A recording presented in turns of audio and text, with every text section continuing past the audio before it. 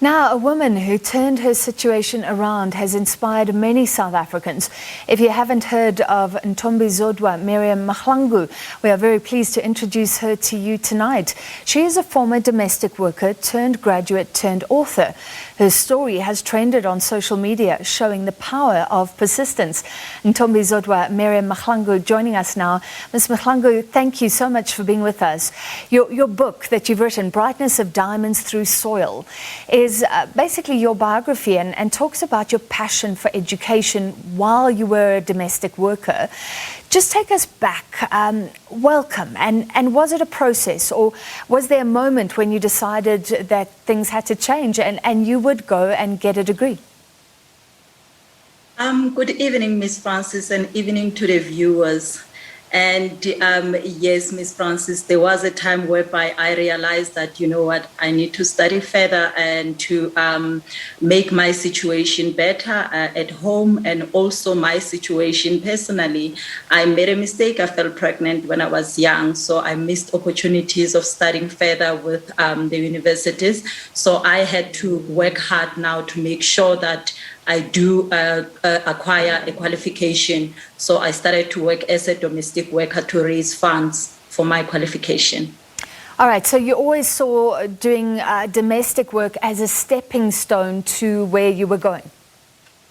Yes, definitely. It was a stepping stone. And also it was actually for my income, as I had to take care of my daughter as well. So I had no any other choice, and I had language barrier then. So domestic work assisted me to be confident in communication as well, and also to raise that money for my studies. Yeah. So it was definitely a stepping stone for me. So I started studying further, doing short courses when I was working as a domestic worker.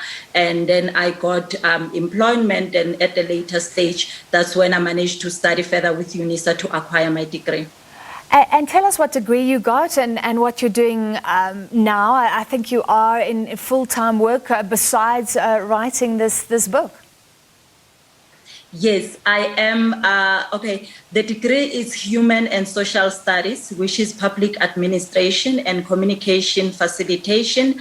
And yes, after I acquired this qualification, I received opportunities. Now I work as an assistant director in the public services.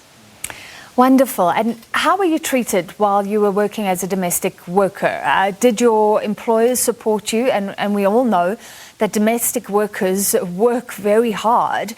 So how did you juggle your time? My employer supported me. They actually believed in me. But the thing is, they didn't know that I wanted to study further until I told them. And when I told them, they supported me. So I would always have time. Actually, even if I worked hard, I would always make time for my books. So I always made a plan that I have time for my studies. And that's how I managed actually to do both, to work and study at the same time. And yes, it was quite hard work because I had to take care of the little one as well. And sometimes mommy and daddy would be home late and I'll be working late. But I always made a plan that I had time for my studies. This is just such a wonderful story, but I'd like your opinion, because so many women workers, domestic workers, and I think there is a structural issue that is very sad in South Africa, where they earn low wages firstly. As you get older, if you're a domestic worker and you become more experienced, you don't often get those increases that you would if you were in a job where there was some sort of career progression. And I think many of the women just feel that they don't have the skills, the education, a way out. So we'll talk about the fact that you have inspired many, but are you still concerned about the situation regarding domestic work in South Africa?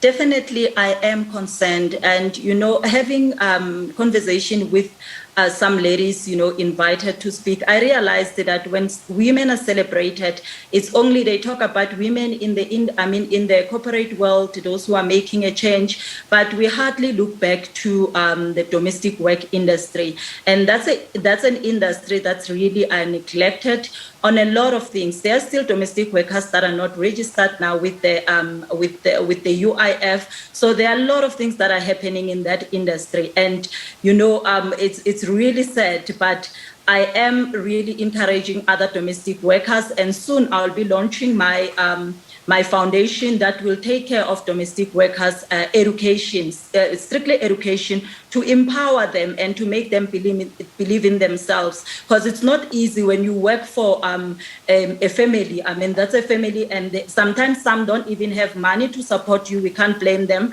because they have their personal things as well, financial obligations as well. So they won't be able to assist you. But if we assist one another, and the other thing is that when you work as a domestic worker, it's you struggle self-doubt a lot. So you're not confident at all because you hardly meet with other people out there. The only job that you know is the cleaning job. Even if you can do other things, you are not confident. You are not even sure that you'll be able to do that because if you don't try or if you don't push, you won't be able to see that you can do it. But self-doubt is something that makes a lot of people to decide to give up. Yeah, well, I'm so glad you'll be using your past experience to help other domestic workers.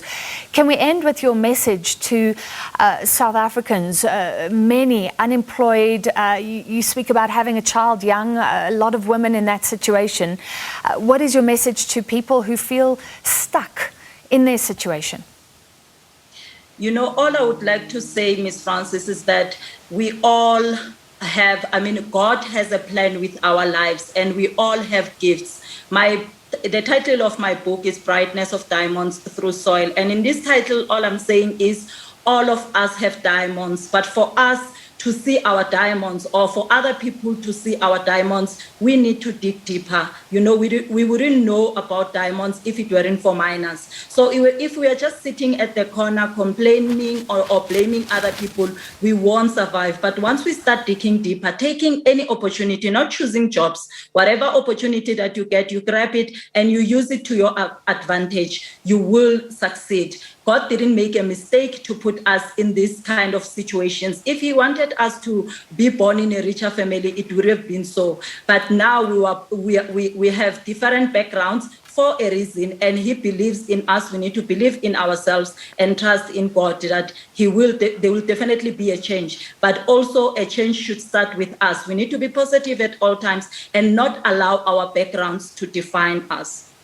Well, thank you so much for sharing your incredible journey with us and for that message. That was former domestic worker turned graduate turned author with plans to help others as well. Ntombizodwa Merriam Mahlangu, thank you very much.